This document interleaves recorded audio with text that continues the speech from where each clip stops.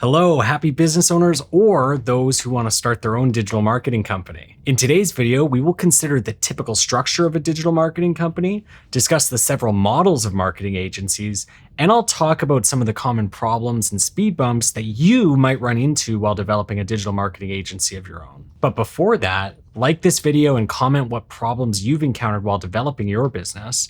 If you haven't started your own company, tell me what goals you've set for yourself in the near future. On this channel, you'll find a lot of useful information about digital marketing and business management. So don't miss the opportunity to subscribe and turn on notifications to be alerted when I release new videos. First, let's figure out what a digital marketing company is and what it does. And then we'll project this information onto the company that I manage, Longhouse. A digital marketing company essentially serves as a partner that's dedicated to growing your business.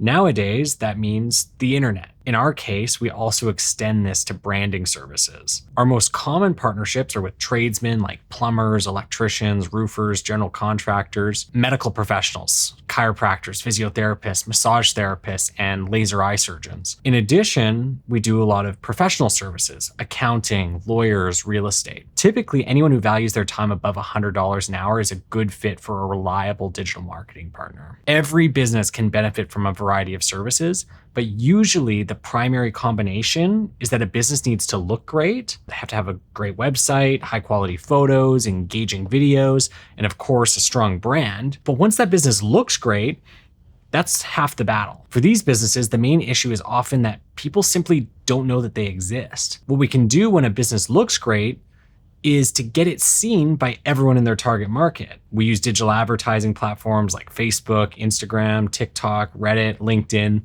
and then also search engine optimization. Search engine optimization is when you show up organically as the top result on Google, maybe below the ads, but importantly, it doesn't say sponsored beside it. For instance, we've been working with Valley Laser Eye Center for over 5 years now. We manage their entire marketing suite. We do their search engine optimization, social media, video production, photography, website development, and advertising. Our entire team is involved with this client. The fact that we've been able to do a good job for over 5 years for them and that they consider to choose Longhouse is a testament to the success and the partnership that we've built. Anyone can make a one-time sale. You could start a new business, create a brand, secure a contract, and then completely let your clients down. Sure, you might earn $100,000 or $500,000 in one go. An example of this has been in the news lately, this ArriveCan app, where they essentially received $64 million to create an app that's really not that complicated. And now these owners' reputation is completely ruined. If you look up the names of any of the individuals involved in the future, they're going to be remembered as the people who took advantage of the Canadian taxpayer. We don't want anything close to that.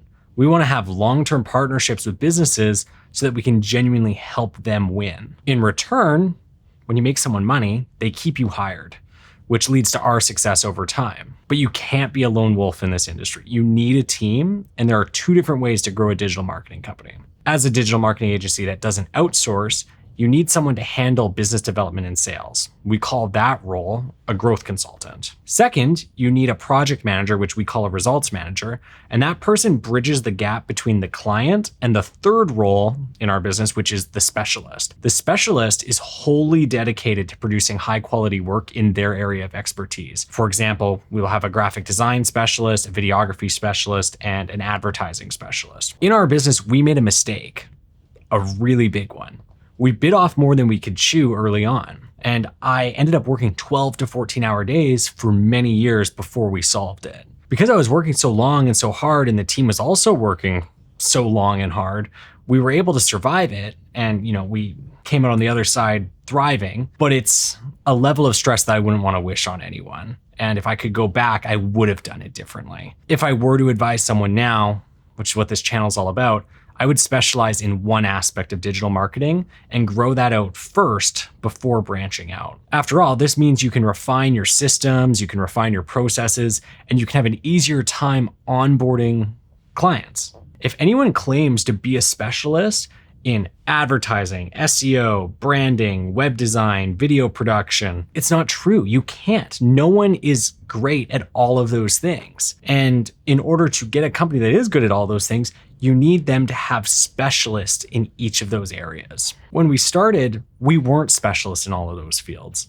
and we didn't produce the high quality work that we're now known for. But because we persevered with effort for so many years, we did manage to maintain our reputation, and we were able to afford the truly exceptional talent that we now have. Not only the talent to manage projects effectively, but also to bring in top specialists, so much so that compared to the competition and the marketing horror stories I've heard from clients, we really stand out. We have team members whose sole job is to excel in graphic design. Their sole job may be to excel in web design or SEO. And when someone is given that one specific goal, it's very easy as a manager to invest in training them and reinforcing that. Moreover, if someone's not meeting quality expectations, it's easy to find a solution. But you need to understand that there are two different ways to grow a digital marketing company. In our case, with web design, advertising, SEO, photography, video, and graphics, each one of these is a business. Sure, they're all under the Longhouse banner, but they're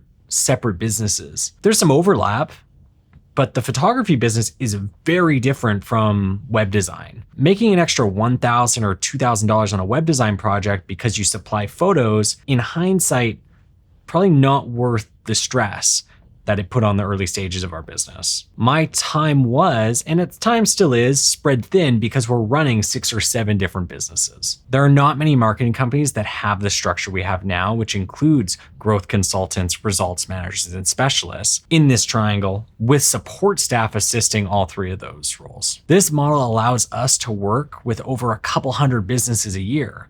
We handle high volume. We can not only serve all of these clients better, but also do a better job than the independent marketers out there. On YouTube, you can find numerous examples of such companies being managed by one or a couple of people, with all specialists being outsourced to other countries. Let's take a look at this other model of a marketing company. But before that, I'd like to ask you to subscribe to the channel. We're gonna create a lot of useful videos for those who are already managing a business or are interested in starting one of their own. In our model of a digital marketing company, using freelancers is not an option. We've made a name for ourselves as the local marketing company. Clients can visit our office, they can speak to us directly, and there are no issues with time zone differences or language barriers. Often when you outsource, possibly overseas, they might charge a low rate and rush through the project.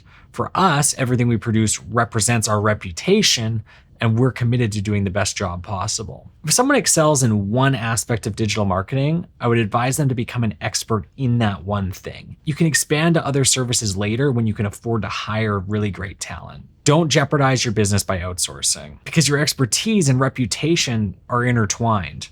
You're going to be known for that one thing at which you excel. Instead of upselling outsourced graphic design and advertising as an add-on, which could detract from the time you can dedicate to what you're best at, you might want to consider partnering with another expert, maybe one in graphic design or advertising. You could establish a reciprocal arrangement where referral fees are exchanged between the two companies and create a referral network. With a referral network, you can avoid hiring new members to your team before it's economically advisable to do so. When the time comes, you should consider hiring someone sooner than you might think. Your time, especially when you're skilled at something, can be leveraged to generate a significant amount of money. As a business owner, your time is the most valuable asset that you have. If you're spread too thin, wearing too many hats, or spending your time on low return activities, your business will suffer. I decided to bring in our lead tech specialist, Austin, quite early on. I realized that the work I was doing in advertising and search engine optimization was limited due to my lack of web design skills, which were necessary for getting the best results on our clients' campaigns. And now I'm going to state something quite obvious. Sales matter in business.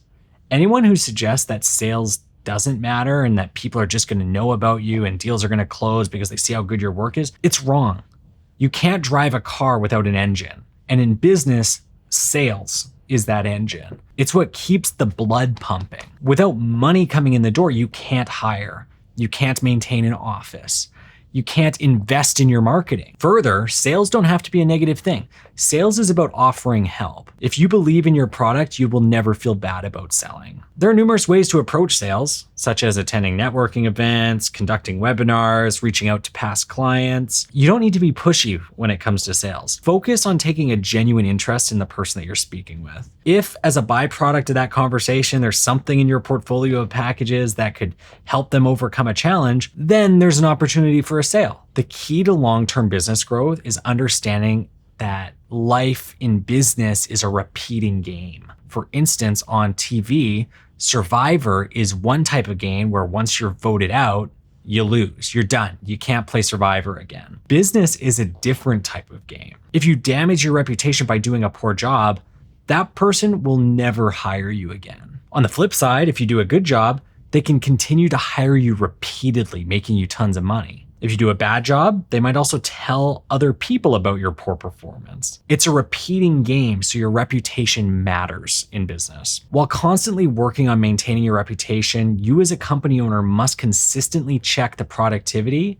and keep this at a high level. That's why it's important to do lots of quality control steps in your systems and procedures so that everyone gets a consistent experience that works with you. The way that I measure productivity and the success of the business, it's based on the numbers. The numbers don't lie in business. Each year I set a goal for myself, usually a collection of goals.